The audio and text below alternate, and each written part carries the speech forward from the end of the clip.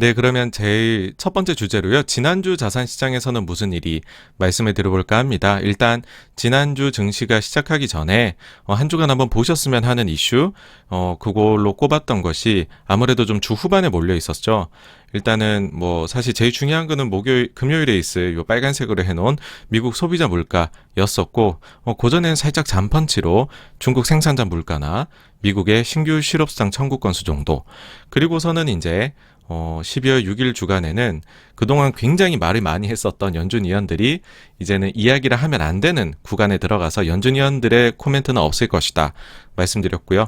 그 다음에 호주 캐나다에서 이제 통화정책회의 있는데 여기서 뭔가 특별한 게 있을 수도 뭐 이제 혹시나 여기에서 서프라이즈를 줄까 했는데 결론부터 말씀드리면 아무 일도 없었고요. 그 다음에 중국에서 이제 헝다나 부채 문제 관련해서 이야기 나오느냐, 그리고 인프라 법안, 미국의 부채 한도 협상, 미중 관세, 요 정도를 좀 신경 써서 보셔야 된다고 말씀드렸습니다. 그럼 일단 6일날 월요일로 가면은요. 사실 이제 그 전주에 얘기가 나왔었지만 중국 지준율 좀 빠르게 나왔습니다. 이게 이제 저희가 뭐 금요일에 이런 얘기가 나오면서 그럼 중국이 조만간 인하를 하겠구나 였는데 월요일날 바로 할 줄은 사람들이 이제 예상을 좀 많이 못했던 거죠. 근데 보시면은 이제 월요일에 저녁 시간쯤에 한국장 끝나고서 지준율 0.5% 전격 인하가 나왔습니다. 일단은 이제 그 지준율 인하라는 거 하고 그 다음에 이제 인민은행의 코멘트를 보시면은 부동산에 대한 표현들이 많이 유해졌습니다. 그래서 이런 점들을 가지고서 시장은 긍정적으로 받아들였고요. 그러고 나니까는 이제 딱 생각이 드는 게 그래서 한국 증시 그 다음에 시클리컬 주식들 그런 것들이 그렇게나 이제 매수세가 들어오고 랠리를 펼쳤나 보다 최근에 그런 이제 생각이 들었던 그런 이제 이슈였었죠. 근데 여기에 대해서 조금은 생각해볼 문제가 있는데요. 인민은행이 말하는 이번 지준율 인하의 유동성 공급 효과는 1.2조 위안입니다. 근데 인민은행은 이제 그 중기자금 공급 MLF라는 걸 하고 있어요. 이게 12월에 만기 도래하는 게 있는데 이게 0.95조 위안입니다. 근데 원래 이 MLF라는 것은 계속 해가지고서 거의 같은 금액을 리파이낸싱을 해 나가거든요. 근데 이번에는 지준율 인하를 했으니까는 요거에 리파이낸싱 안 하겠다. 그러니까 요거는 이제는 공급을 0.95조에 대해 갖고서 만기가 됐을 때 안 해준다는 거죠. 그래서 결론적으로 순공급이 이번 조치로 인해서 얼마냐 보시면 1.2조에서 0.95조를 뺀 0.25조 위안, 그러니까 2,500억 위안 정도가 순공급이 되었다. 그렇게 보셔야 됩니다. 그래서 이제 요 1.2조라는 숫자에 조금은 너무 현혹이 안 되셨으면 하는 생각이고요. 여기에 대해서 이제 그 다른 말들이 좀 있는 거는 뭐냐면 이제 주로 이야기들 하는 거는 헝다 문제 해결을 위해서 이게 좀 조치가 빨리 나온 것이 아니냐라는 것이었고요. 또 한 가지는 보통 이렇게 중국에서 이제 정책들을 펼칠 때에는 이게 중국이 얼마나 상황이 안 좋으면 이거를 연착륙시키려고 정부에서 대책을 내놓을까라는 생각을 사실은 먼저들 하거든요. 그래서 향후에 이제 발표되는 중국의 경제 지표들이 과연 얼마나 부진하 있지 아니면은 괜찮은데 부양책을 쓴 것인지를 보아야 될 것 같아요. 그래서 만약에 이제 그 경제 지표가 괜찮은데 부양 나온 것으로 판명이 되면 요거는 이제 공격적 부양 조치였다라고 할 수도 있고요. 그 다음에 지표가 나쁘다라고 해버리면 방어적인 부양책이었다. 요렇게 보시면 될 것 같습니다. 그리고 이제 아주 시장의 일각에서는요.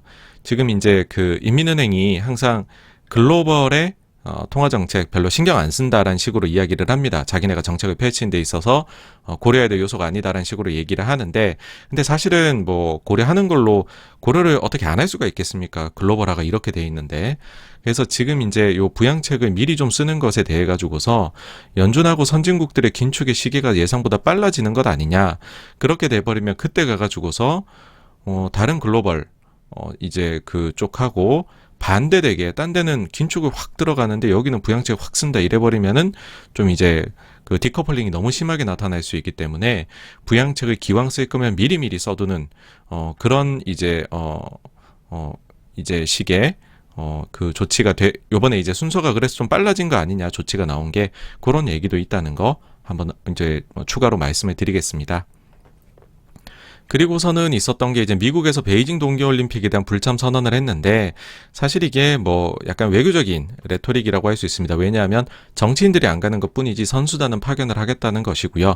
그리고 미국에서는 동맹국들한테 다들 이제 가지 말라라고 이야기를 하기는 하지만 그렇다고 그게 뭐 강제 조치는 아닙니다. 그러다 보니까는 최근에 보면은 미국하고 프랑스가 이제 이제 군사 파는 거 가지고서 이제 군비 파는 거 가지고서 조금 앙금이 있었잖아요. 그러니까 프랑스에서는 여기에 이제 미국의 조치에 동조를 안 하겠다. 이런 식으로 바로 이제 카운터를 날리면서 들어왔고요. 일본은 중국이 그런 얘기 하는 거죠. 아니, 우리 하계올림픽 때 그렇게 적극 참여했는데 우리 동계올림픽에 안 오는 거 너네 말이 되냐. 상도덕에 어긋난다. 그래서 일본도 지금 좀 민기적거리고 있는, 그래서 요런 이제 선언들은 뭐 증시에 영향을 줄 만한 요소는 아니다라고 보시면 될 것 같습니다. 그리고 월요일에 미국 시장에서 좀 이슈가 됐던 거는 테슬라하고 리비안이었는데 이제 SEC에서 조사 착수했다는 얘기가 나왔죠. 그래서 두 개 다 이제 장중에는 한번 좀 크게도 빠졌었고 좀 오르긴 했지만 회복을 하긴 했지만 좀 떨어진 채로 끝이 났습니다. 근데 이제 그 이유가 뭐냐라고 봤을 때에는 테슬라에 대해 가지고서는 태양광 관련해 가지고 위험 요소를 회사가 숨겼다. 그런 게 의심이 된다라고 해 가지고서 조사가 들어오는 거고, 루시드의 이제 이 잘못되어 있네요. 그쵸? 제가, 죄송합니다. 리비안이 아니라 루시드죠. 그죠? 루시드에 대해 가지고서는 이야기가 나온 것이 뭐냐 하면은, 스펙 합병을 해가지고서 상장을 했는데, 그때 당시에 이제 그 과정에서의 뭔가 문제가 있다는 첩보를 뭐 접수했다. 그래가지고서 그 부분에 대해 가지고서 조사를 좀 하겠다라는 식이었습니다. 네. 그래서 요거는 이제 진행 상황을 좀 보셔야 되지 않을까인데 뭐 그렇게 크리티컬한 요소가 있지는 않을 것 같다는 개인적인 생각은 듭니다. 그 다음에 이제 미국 같은 경우에는 그래서 전기차나 이런 쪽들은 주가들이 안 좋았는데 그 와중에 애플은 계속해서 상승을 했습니다. 그래서 요게 이제 증시를 계속 떠받들었던 그런 원동력이 됐었죠. 그리고 이제 아무래도 전반적으로 봤었을 때에는 중국이 지준율 인하라는 카드를 꺼내 밀어가지고서 글로벌 증시 전체를 멱살 잡고 끌어올린 날이다. 이렇게 보일 수 있을 것 같아요. 다음날 이제 화요일에 가게 되면 미국에서 또 좋은 소식이 나왔습니다. 뭐냐 하면은 부채 한도 증액에 대해서 사실상 합의가 이뤄진 것으로 볼 수가 있는데요. 이건 무슨 말이냐 하면 예산 관련된 것들은 이제 60표가 필요합니다. 근데 이제 지금 상원이 50대 50으로 나눠져 있죠. 거기에 이제 민주당이 부통령 표까지 합쳐서 51표를 가질 수가 있는 건데, 근데 이제 공화당이 조금 협조를 해준 거죠.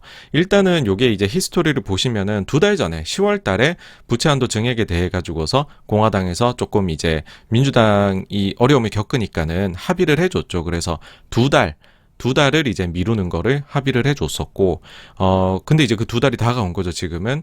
근데 이제 공화당에서 또 한 번 이제 합의를 해준 것이 뭐냐 하면, 자, 이제 상원에서 단순 과반만으로도, 부채 한도 증액 요번에 할 수 있도록 하는 이제 그 안건에 대해 가지고서 공화당 의원 14명이 찬성을 해줬습니다. 그러니까는 부채 한도 증액이 지금 찬성되었다가 아니고요. 해결되었다가 아니고 이게 60표가 필요한 거를 50표가 단순 과반 51표로도 증액을 할 수 있도록 해주는 안건을 공화당이 찬성을 해준 것이다. 이제 남은 키는 민주당 의원들끼리 똘똘 뭉쳐가지고서 50명이 찬성을 하게 되면 부채 한도 문제는 1년 추가적으로 문제없이 넘어가게 됩니다. 그래서 이제 사실상 합의라는 표현했고요. 지금 뉴스 나오는 걸로 봐서는 아마 다음 주 화요일에 안건이 이제 올라가지 않을까라고 보이고요. 그 다음에는 이제 사실 이날 이제 증시가 큰 폭으로 상승했습니다. 나스닥 50 3%가 올랐었죠. 여기에 대해 가지고서 이제 나온 게 뭐 6개월 만에 최대의 숏 스퀴즈가 나왔다. 그러니까 숏 물량들이 최근에 좀 있었는데 그게 증시가 살짝 이제 오르기 시작을 하면서 숏 커버가 나왔다라는 거고, 이제 이와 더불어서 플러스로 상승 효과를 낸 것이 이제 미국의 나스닥 3배짜리 이 레버리지 있잖아요. 3배짜리 레버리지 ETF에 하루 기준으로 역사상 최대 금액이 들어왔다고 합니다. 그러니까는 이제 15억 달러가 하루 만에 들어왔다라고 하고, 이거는 이제 이거 딱 보이시죠? 지난 10년간의 최대 단일로.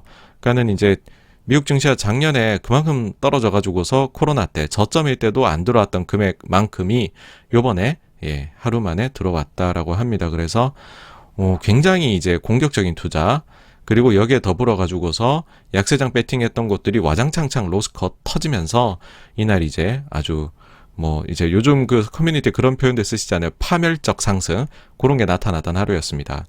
그 다음에 이제 수요일로 넘어가게 되면은 뭐 사실 뭐 이런 좋은 분위기가 계속 이어졌는데 좀 이제 저희가 관심 있게 봐야 되는 거는 계속해서 이제 이제 빌 더들리가 블룸버그에다가 사설을 쓰고 있습니다. 요분이 이제 전 뉴욕 연준 총재였었죠.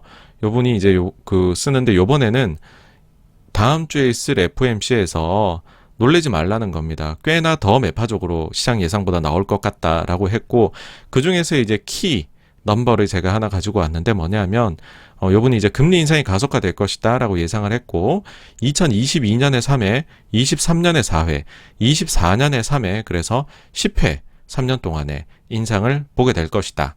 그러면 시장이 좀 놀라지 않겠느냐. 요게 제가 이제 금요일에 이데일리 TV에 나가서도 말씀을 드렸던 건데, 만약에 요렇게 진짜로 점도표가 다음 주 FOMC에서 찍혀서 나오게 된다라고 하면 시장은 꽤나 놀라게 되지 않을까라고 생각을 합니다. 예. 왜냐하면은 지금 시장에서 일단 9월달 점도표에 찍혔던 거는 22년 1회, 23년 추가 2회, 24년에 추가 3회. 그래서 총 6회 인상 얘기가 되어 있고, 근데 이제 22년을 추가로 1, 2회 더 올린 거, 지금 이제 사람들이 눈높이 올라갔죠. 그러면 7, 8회 3년간인데 그게 아니라 10회까지 올라가게 되면 그러면은 사실 이제 예상보다도 높고, 그 다음에 지난번 이제 금융위기 이후에 긴축 사이클이 보시면은 15년 1회, 16년 1회, 17년 3회, 18년 4회. 그래서 이제 약간 크레센도처럼 이렇게 뒤로 갈수록 쫙 올라갔거든요. 그러면서 총 9회 인상 사이클 하고 나서는 다시 금리 내리게 된 거거든요. 근데 이번에는 4년에 9번 했던 거를 3년에 10번. 그러니까 속도가 빠르다. 뭐 그런 얘기 드릴 수 있을 것 같네요. 그래서 이제 일단 봐야 됩니다. 다음 주 FOMC 어떨지. 그 다음에 이제 9일 목요일에는 우리나라에서는 이제 금융당국에서 사실 이제 대출 규제 이게 굉장히 강하게 지금 들어오고 있는 상황이잖아요. 근데 역시나 이제 선거를 나몰라라 할 수는 없죠. 최근에는 이제 나오는 얘기가 금융위원장께서도 이제 유연하게 대응을 하겠다.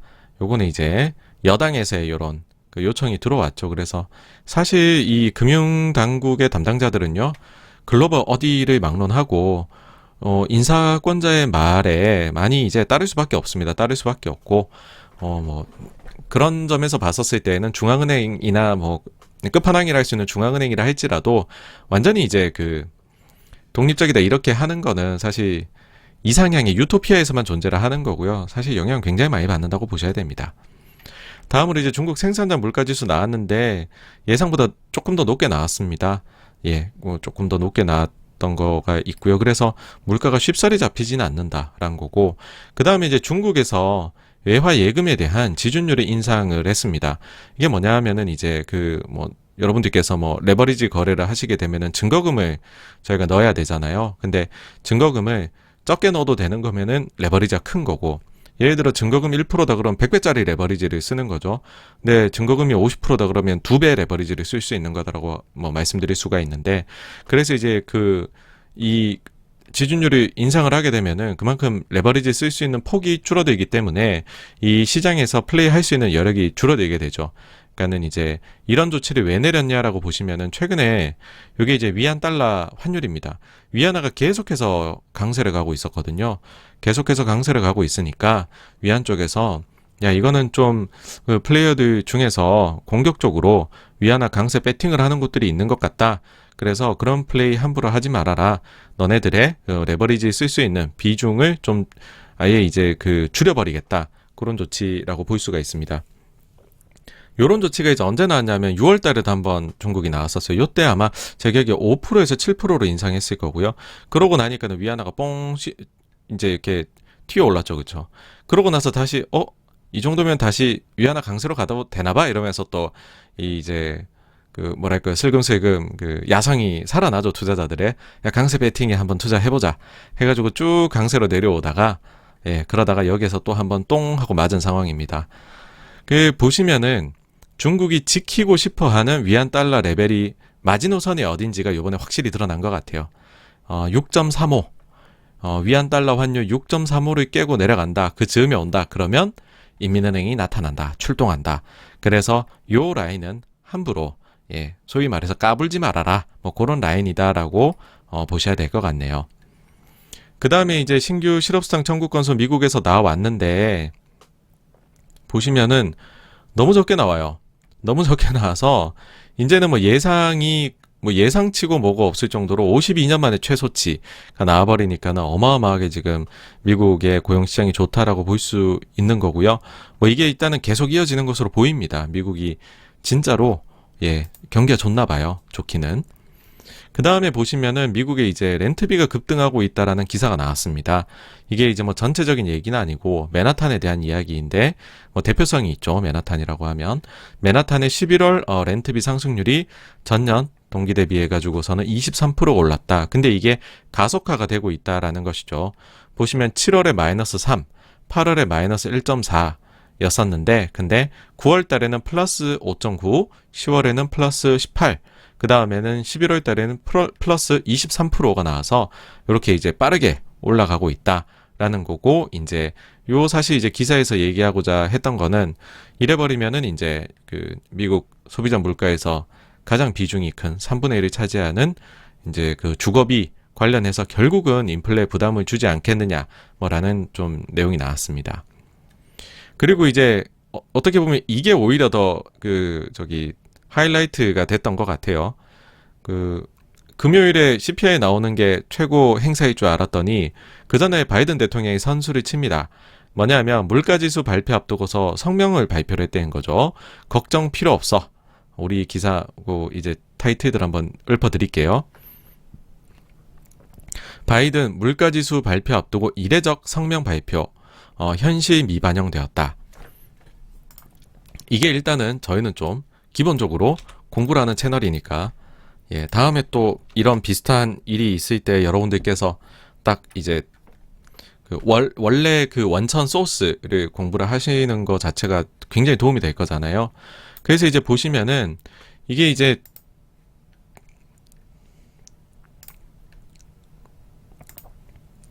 백악관 홈페이지 들어가가지고요. 그래서 브리핑룸 여기를 이제 들어가시게 되면은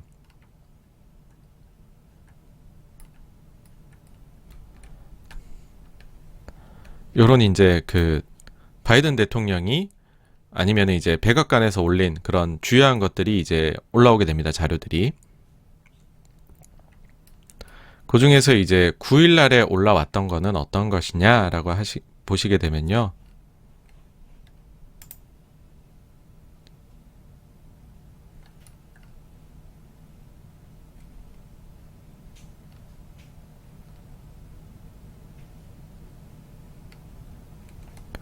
요거죠, 이제. 네.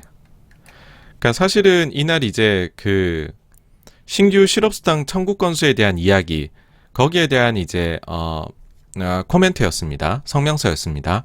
근데 잘 이야기를 하다가 맨 마지막에 이게 나옵니다. 내일 있을 소비자 물가 상승 점점점 하면서 요 단락이 이제 바이든 대통령이 그 다음 날에 있을 물가 지수에 대해서 얘기를 한 거죠. 그러니까는 엄밀히 말씀을 드리면은 내일 있을 물가 지수 발표를 앞두고 제가 성명을 발표합니다. 라고 나온 건 아니고요. 원래 이제 그 신규 실업수당 청구 건수 나오면은 최근에 성명서 발표 자꾸 하고 있거든요. 바이든 대통령이. 왜냐하면은 이만큼 미국 경기가 좋아졌습니다. 제가 빠르게 정상화 시켰어요. 그런 얘기를 여기서 이제 어떻게 보면 좀 자화자찬을 하고 계시단 말이에요. 근데 거기에 덧붙여갖고 마지막 단락에 CPI에 대해 갖고도 이야기를 한 거죠. 요거를 이제 우리말로 쭉 바꿔봤습니다. 요 단락 자체를 한번 쭉 읽어드릴게요. 내일 우리는 전문가들이 부분적으로 에너지 가격과 중고차 가격으로 인해 다시 상승할 것으로 예상하는 소비자 물가에 대한 보고서를 받게 될 것입니다. 다행히 내일의 인플레이션 보고서에 대한 데이터가 수집된 지 몇 주 만에 에너지 가격이 하락했습니다. 가스 가격은 이미 전국적으로 하락하기 시작했으며 20개 주의 실제 가스 가격은 현재 지난 20년 평균보다도 낮습니다. 이번 주 천연가스의 가격은 11월 평균보다도 25% 이상 하락했습니다. 최근 몇 주 동안 우리는 도매 시장에서 중고차 가격의 하락을 보기 시작했으며 이는 앞으로 몇 달 안에 미국인들에게 더 낮은 가격으로 이제 중고차 가격이 내려져서 받아들여지게 될 것이다라는 거죠. 그리고 내일 11월 에너지에 대해 발표되는 정보는 이처럼 가격이 하락했는데 이게 반영이 안 돼 있는, 그러니까 12월 거는 현실이 반영될 거다라는 거죠. 내려간 게. 그리고 자동차 시장도 이제 앞으로 내려갈 건데 몇 달 뒤부터는 내려갈 건데 그게 반영 안 된 높은 숫자가 나올 것이다라는 겁니다. 그러면서 마지막에 뭐 요즘 바이든 대통령은 기승전 빌드백 베터 이제 플랜 이겁니다. 예, 인프라 법안. 우리는 BBB 플랜을 통해 처방약의 비용, 의료 비용, 보육 비용 및 주택 비용을 낮추는 것을 포함하여 미국 가정의 가격 상승에 대처하고 비용을 낮추기 위해 취할 수 있는 구체적인 조치에 집중해야 합니다. 라고 이야기합니다. 그러니까는 이 법안 빨리 좀 통과시켜줘. 이게 인플레 잡는데도 꼭 필요해. 라는 말을 덧붙이는 거죠. 이거는 거의 뭐 지금 바이든 대통령 클리셰라고 할 수 있어요. 그러니까는 이제 이런 식으로 나오는 거죠. 지금 현실은 이미 떨어지기 시작했는데 내일 나올 지표는 이게 미반영이 돼 있다. 그래서 숫자는 좀 높게 나올 수 있지만 놀라지 말아라. 우리 걱정할 거 아니다. 이런 얘기를 한 거죠. 가뜩이나 이게 시장 일각에서 백악관이 소비자 물가 데이터를 이제 미리 아는 것 아니냐는 의구심이 있는데 바이든 대통령이 먼저 이야기해버리니까는 혹시 이게 서프라이즈하게 너무 높게 나오는 거 아니냐라는 불안감이 생기는 거죠. 그러니까 이게 무슨 얘기인지를 말씀드릴게요. 사실 저희가 인플레가 되게 높아졌다. 여기에 대해 갖고서 과격할 정도 수준이다. 이거를 걱정하기 시작한 게 지난 5월 달에 소비자 물가가 나왔을 때부터입니다. 이때 백악관 대변인이 이제 젠 사키가 질의응답 시간이 있었거든요. 이게 다른 이슈 때문에. 근데 이때 이제 놀라운 멘트를 하죠. 그러면서 이제 그런 게 있는데 요거는 이제 제가 5월에 했었던 라이브 방송 자료를 가지고 가볼게요. 그러니까는 5월 달에 소비자 물가가 발표됐는데 이때 엄청 서프라이즈였습니다. 왜냐하면 예상치가 전월 대비 0.2% 오르지 않을까 그랬는데 무려 0.8이 올라서요. 전년 동기 대비는 3.6이 아니라 4.2, 앞자리 숫자가 다 바뀌어버린 거죠. 그래서 너무 높았다. 우와, 물가 이거 구조적으로 높아지는 거 아니야? 라고 사람들이 이때부터 본격 걱정을 하기 시작을 해요. 뭐 이렇게 적어놨죠. 아무도 예상하지 못한 숫자 막 이러면서. 근데 약간 눈치는 챘던 것 같던데 그게 뭐냐면 전날에 장 종료 부근에 백악관 대변인 요 분이 이제 나오셔서 요때는 이슈가 뭐였냐면 콜로니얼 파이프라인이 해킹 공격 당했던, 이때 뭐 딴 얘기지만은 요 해킹한 쪽에서 뭐 코인으로 돈 내놔라 그러고 했었던 시기거든요. 이때. 그러니까 사람들이 여기에 대해서 이제 질의응답하는 브리핑을 연 거죠. 이제 근데 요게 이제 진행돼 있대. 어떤 게 있냐면 사실 누가 생각해도 랜섬웨어 공격 받은 거는 뭐 당연히 방화벽을 더 하고 어떻게 찾아내면 그러면은 돌아갈 거잖아요. 그렇죠? 그러니까는 누가 생각해도 이거는 일시적이란 느낌이 든단 말이에요. 근데 이때 기자분 중에 한 분이 이런 질문을 해요. 이번 사건이 인플레에 영향을 미칠 것으로 보느냐라고 하거든요. 그러면 당연히 우리가 기대하는 답은 아니요, 이거는 일시적인 거예요. 랜섬웨어 공격 뭐 일시적이죠. 라고 대답할 줄 알았는데 젠사키가 뭐라 그랬냐면 대부분의 애널리스트들은 일시적으로 영향을 미칠 것으로 보고 있다. 근데 우리는 인플레 가능성을 꽤 심각하게 보고 있다. 라고 대답을 해버립니다. 요때 이제 말들이 있었어요. 뭐냐 하면 내일 지표가 나오는데 높나? 왜 일시적일 것 같은 일에 대해 갖고서 인플레 가능성이 꽤 심각할 것으로 이야기를 하지? 라고 했던 거죠.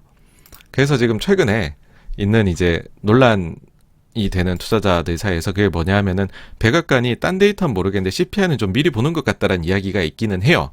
근데 그런 상황에서 가뜩이나 이런 의구심들이 있는데 바이든 대통령이 나와서 이런 얘기를 하니까 야, 내일 원래 소비자 물가 전년 동기 대비 6.8% 상승인데 이거 앞자리 바뀌어 7% 이런 거 나오는 거 아니야? 라는 놀라움이 있으면서 요때부터 시장이 빠졌습니다. 그래서 나스닥이 이제 1.7% 빠져갖고 끝이 났죠. 그러고 이제 금요일이 밝았습니다.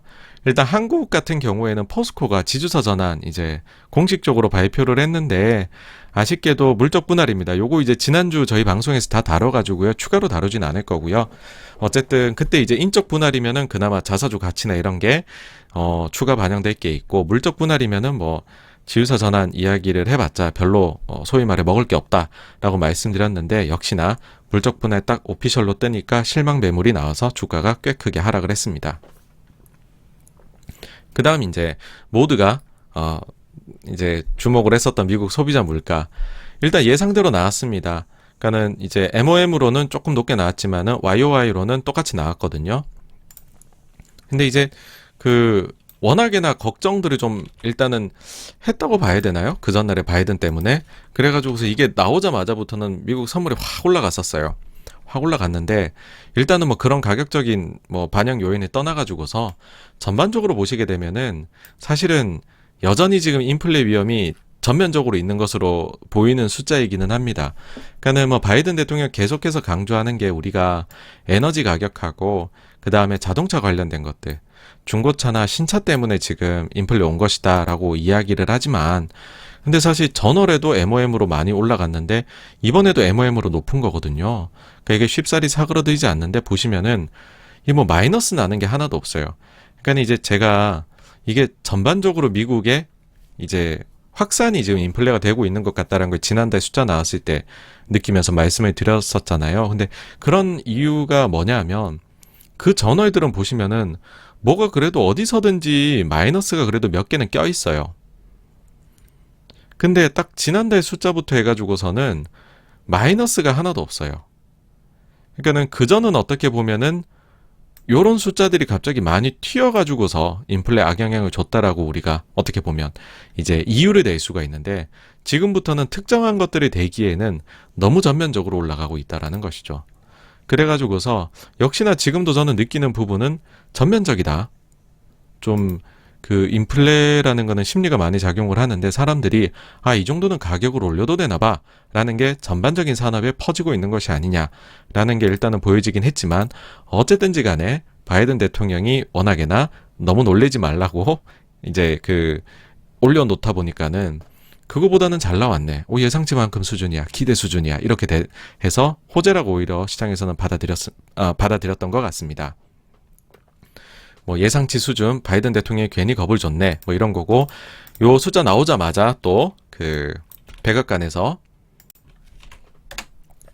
아까 보여드렸던 대로 이제 여기 백악관 홈페이지 들어가셔서 브리핑룸 들어가시면 CPI에 대해 가지고서 바이든 대통령의 브리핑 내용이 쭉 나옵니다. 요거 이제 또 한번 우리말로 해가지고 한번 보시죠. 자, 오늘의 숫자는 우리가 팬데믹으로 인해 세계 경제가 직면하고 있는 압력, 즉 가격 상승을 반영합니다. 그러나 지난달에 이러한 데이터가 수집된 후 몇 주 동안의 진행을 보면 가격과 비용 증가가 우리가 원하는 만큼 빠르지는 않지만 둔화되고 있음을 보여줍니다. 그러니까는 그 이후부터는 지금 내려오고 있다라는 거죠, 인플레가. 그리고 이 보고서에서 인상된 가격의 절반은 자동차 및 에너지 비용 때문입니다. 그 전에 보시면 이렇게 얘기를 했었죠. 에너지 가격과 중고차 가격으로 인해 라고 집었고 실제로 이제 여기 보시면은 자동차하고 에너지 비용. 근데 이제 중고차만 가지고서는 본인이 원한 숫자가 안 나왔던 것 같아요. 그래서 원래는 중고차라고 그 전날에는 콕 집어했는데 요 날에는 신차까지 나와서 자동차라고 표현을 하셨더라고요. 꼼꼼함을 가지셨어요. 실제로 에너지, 중고차, 신차 다 합치면은 요번에 이제 전월 대비 상승폭의 거의 절반 정도가 표현이 됩니다. 더 구체적으로 말씀을 드리면은 에너지 하나가 거의 한 33% 정도 나오고요. 거기다 이제 중고차를 합치면 한 42, 여기에 신차를 합치면 48 이렇게 올라갑니다.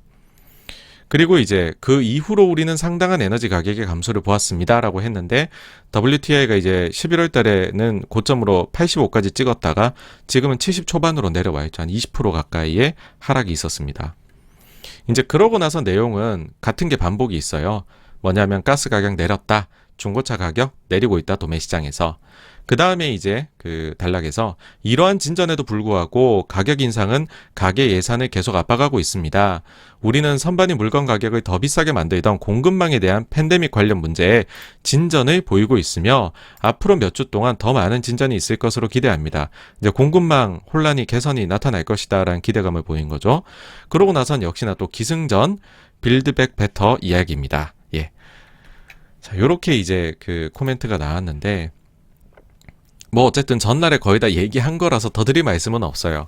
근데 이제 여기에 대해서 개인적인 의견을 말씀을 드리자면 사실 시장이 이제 뭐 가격으로 봐서는 주가로 봐서는 환호를 한 것으로 보이는데 그러다 보니까는 이제 이런 상황에서 모두가 파티 들고 있는데 가가지고서 야 우리 좀 조심해야 되지 않을까 이런 말한 거 조심스럽잖아요. 근데 뭐 어쩌겠습니까? 뭐 제가 그래도 이제 소신껏 이야기를 해야 되니까 느끼는 바를 말씀드리자면 좀 신중해야 된다. 라는 거고, 왜냐하면은 바이든 대통령이 지적한 일회성, 소위 말해서 내려갈 것이다라는 것들, 뭐 이제 에너지나 자동차 관련된 것들, 이거에 다 빼도 전월 대비 0.4예요. 그러면 이거 연유를 하면 거의 5% 수준이거든요. 그러니까 이제 하여튼 전면적으로 이게 번졌다라는 느낌들이 있는 것이, 지금 이게 보시면은 바이든 대통령이 지적한 이제 에너지 부분이 요거거든요. 에너지 부분이 지금 그 전월 대비 CPI 상승에 미치는 영향 폭이 요 정도이고, 근데 사실요, 여러분들, 그 이제 에너지 가격이 막 유가 선물이 마이너스를 찍고 있었던 작년도 코로나 팬데믹 한창 때, 이때는 그러면은 CPI에 그 마이너스 영향을 줬을 거란 말이죠. 그러면은 요게 이제 대통령이 말하는 그 일회성들이라라고 하면 이걸 다 제외하고서 한번 보시자는 거죠. 요 초록색을 제외하고도 보시면은 사실은 작년에 우리가 팬데믹을 겪는 와중에도 연율로 치면은 2% 정도의 물가 상승이 나타나고 있었고, 이미 그 다음에는 보시면은 다른 일회성 이제 그 에너지를 제외한 요인들로만 합쳐도 지금 거의 한 5% 정도가 나오고 있다라는 것이죠. 그래서 뭐 모르겠습니다. 이게 언젠가는 해소가 되겠죠. 해소가 될 것인데, 요번에 이제 코멘트에서도 나왔듯이 우리가 원하는 만큼 빠르지는 않지만, 그러니까는 이게 과연 둔화되는 속도가 어느 정도일까라는 것이 앞으로의 핵심 과제가 될 것 같아요. 앞으로 뭐 이렇게 간다, 그렇게 예상하는 건 어렵겠지만은, 여기서 사실상 옆으로 누워버린다라고 해버리면, 연준 목표가 아무리 고학 경제를 만드는 거다라고 해도 뭐 2%에서 조금 높아야지, 이게 뭐 4%, 5%가 돼버리면은, 그러면은 긴축 안 할 수가 없는 거거든요. 그래서 인플레는 뭐 목요일만 보면은 비관론자들의 승리, 금요일만 보면은 낙관론자들의 승리 같지만, 아직까지 본 게임이 나온 것은 아니다. 아직까지는 그냥 거의 뭐 전초전만 했다, 그렇게 전 생각을 합니다. 그래서 요날에 이제 그 선물이 나중에 반등하면서 끝이 났었던 하루이고요. 그래서 이제 주간으로는 글로벌 모든 증시들이 강세를 보이면서 끝을 냈습니다. 미국채 10년물 보시면은요, 사실 한 1.5를 기준으로 해가지고서 계속해서 왔다 갔다 하면서 지금은 뭐 방향을 뚜렷하게 잡지 않고 있고 숨고르기 하고 있습니다. 아무래도 다음 주 FOMC를 보고서 방향을 잡지 않을까라는 생각이고요. 그 다음에 이제 뭐 오미크론에 대해 가지고서는 이제 좀 많이들 좀 걱정이 내려오시는 것 같아요. 물론 이제 우리나라는 지금 코로나 확진자 숫자가 사실은 코로나 터진 이후로 제일 많으니까는 걱정이 되지만, 글로벌로 봐서는 사실 그런 상황은 아니다 보니까, 그래서 한번 이제 그래도 체크는 저희가 해봐야 되니까 해보면은, 일단 지금 요번 오미크론에 제일 극적인 영향을 받고 있는 남아공을 보시게 되면 확진자 숫자 증가는 빠른데, 사실 이게 증가가 나타난 지가 이제 조금 시간이 지나고 있는데 사망자는 증가가 없어요.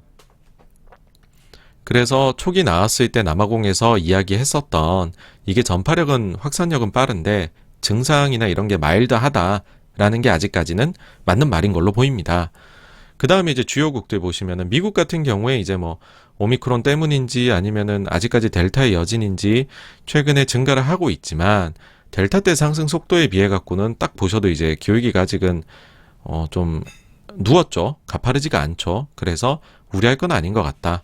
그 다음에 이제 영국 쪽 보시면은 최근에 올라가고 있기는 한데, 뭐 모르겠습니다. 더 올라가면 어떨지 모르겠지만, 일단은 뭐 우리가 이거 가지고 증시에 뭐 큰 악영향을 주기는 어려울 것 같다 수준인 것 같고, 프랑스나 독일 같은 경우에는 조금 꺾여 내려오는 최근에 확진자 증가세가 모습이 나타나고 있습니다. 오미크론에도 불구하고요.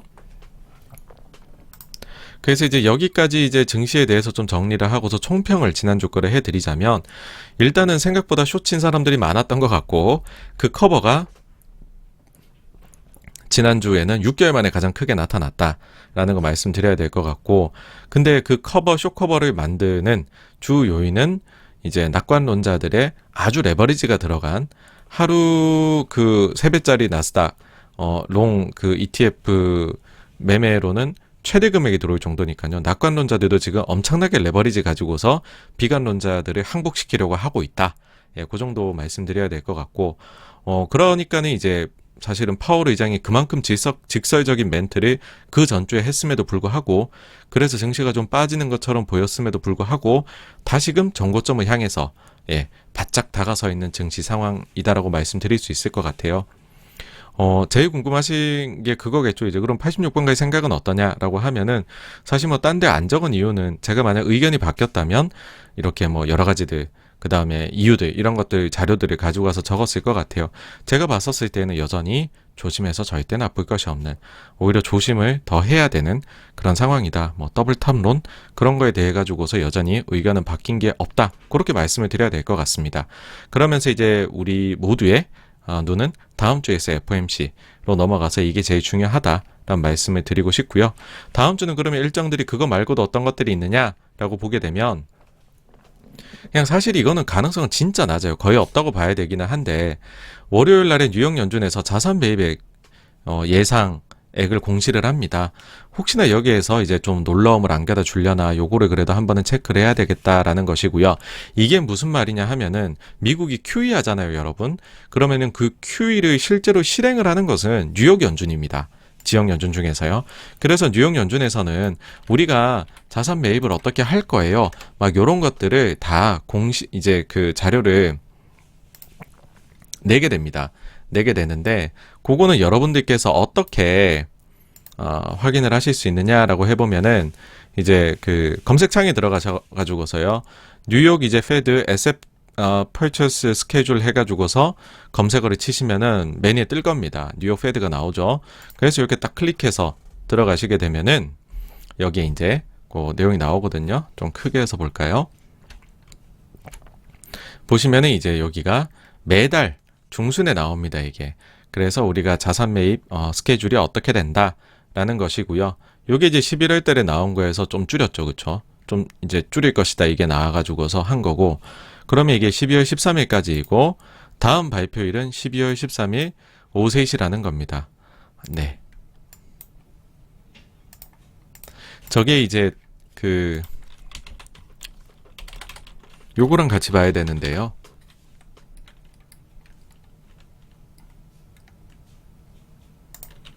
지난 이제 11월 달에 FOMC 하고 나서 그 연준에서 회의록을 냈죠. 회의록을 냈는데 요거를 보시면은 요 부분입니다. 이제 요 부분에서 좀 더 크게 해볼까요? 여기서 보시면 이제 데스크에서 그 월간 그 이제 자산 매입 계획 요거를 이제 낸다는 거죠. 그래가지고서 여기에서 이제 그 테이퍼링 하기로 했잖아요. 요거를 이제 반영을 하겠다. 요번에 이제 테이퍼링 하는 거, 요 변화를 반영해가지고서 자산 매입 계획을 내겠다라는 것이고, 그 다음에 12월 중순에 그러니까는 다음 FOMC 미팅 직전에 또 이제 매입을 어떻게 할 것인지에 대해 가지고서 내는데, 일단은 요때 회의록에서는 다음 달에도 같은 사이즈로 같은 금액만큼이 예상 이제 150억 달러씩 매달 줄여 나가는 거, 이제 예정된 그 금액만큼이 추가적으로 줄어들 것 같다, 줄어드는 게 반영될 것 같다라고 했는데 뭐 모르겠습니다. 제가 뭐 영어를 잘 못하지만 우드가 100%는 아닌 걸로 알고 있기 때문에 네. 그래서 어쨌든 한번 혹시나 한번 보시죠. 그리고 그러니까 혹시나 보시죠라는 얘기를 드리는 건 혹시나 여기에서 150억 달러를 12월에 얘기하는 게 아니라 이미 사실상 2배 늘릴 거에 사람들이 알고 있으니까는 연준에서 그냥 FOMC 전날에 그냥 150억 아니라 12월부터 300억 달러 줄이기로 했어요. 라는 거를 뉴욕 연준이 그냥 똥 하고 공시를 해버리지 않을까라는 거거든요. 예. 그래서 한번 보셔야 될 것 같고, 그다음 화요일에는 이제 사실 소비자 물가 대비해서는 굉장히 중요도는 떨어집니다. 내 생산자 물가, 워낙 요즘 물가 얘기하니까요. 보시면 될 것 같고, 그 다음에 지금부터 이제 중국의 데이터들이 중요하다는 말씀드렸잖아요. 왜냐하면은 중국이 지준율이 인하를 한 것이, 그러니까는 공격적인 완화책이냐 아니면은 방어적인 완화책이냐를 봐야 되기 때문에, 그러니까는 산업 생산, 소매 판매, 고정자산 투자 이런 거 숫자 한번 보셔야 될 것 같고요. 그 다음에 미국의 소매 판매도 꽤나 중요한 지표입니다. 왜냐하면은 최근에 나오는 뉴스들을 보게 되면은 미국이 이제 블랙 프라이데이나 아니면 뭐 사이버 먼데이나 이때 지금 매출액이 생각보다 나쁘다, 이런 것들이 예상보다 나쁘다라는 것들이 나왔었거든요. 근데 실제로 미국 소매 판매가 어땠는지 요걸 한번 체크를 해보셔야 될 것 같고요. 그러니까는 인플레이션에도 불구하고 미국인들이 소비를 지치지 않고 계속하고 있느냐, 아니면 인플레가 오니까 소비 쪽에서 줄어들게 되느냐, 예, 이제 그러니까는 경기 피크냐 아니냐, 이게 소비에서 판단된다는 생각들을 하시는 거죠. 그래서 소매 판매 보셔야 될 것 같고요. 그 다음에는 이제 우리 시각으로는 목요일 날 새벽 4시에 FOMC 회의 결과 나오고 4시 반부터 인터뷰를 합니다. 파월 의장이. 요게 본 게임입니다. 예. 요거는 집중해서 한번 요날은 보셔야 되지 않을까라는 거고요. 그 다음에는 이제 보시면은 목요일에 영국하고 그 다음에 이제 유럽에서 통화정책 회의가 있습니다. 여러분들 사실 이제 일정을 보시면요, 보통의 경우에는 미국에서 통화정책 회의 하기 전에 영국이나 뭐 유럽이나 이런 데서 회의를 먼저 합니다. 그래서 팬데믹 이후에 보시면은 보통 그런 때 이제 여기에서 미국보다 먼저 뭔가 큰 정책들은 잘 안 내요. 왜냐하면 어차피 내가 내봤자 미국이 글로벌 금융시장 다 연결되어 있는데 그걸 좌지우지하는 데인데 여기에서 나랑 반대되는 게 나와버리면은 나의 정책적 효과가 많이 반감이 되거든요. 그래서 보통 미국이 큰 거 내면 따라서 냅니다. 그래서 미국보다 먼저 하는 회의는 보통 별로 볼 게 없어요. 근데 이제 미국보다 뒤에 하는 회의는 미국이 방향을 잡아준다는 거죠. 보통 이제 그러면은 바로 뭔가가 나올 수도 있습니다. 그래서 요것도 저는 한번 봐야 될 것 같고, 그다음 금요일에는 유럽의 소비자 물가가 나오는 게 있어요. 그래서 뭐 물가 하니까 봐야 된다. 그래서 이제 거기에 추가로 중국 부채 문제, 인프라 법안, 아마 화요일로 지금 예상되는 부채한도 협상 통과, 미중 관세, 예, 요 정도 해가지고 보시면은 되지 않을까라고 생각을 합니다. 네, 그래서 요 정도까지가요. 지난주 자산 시장에서는 무슨 일이었고요. 다음으로 넘어가도록 하겠습니다.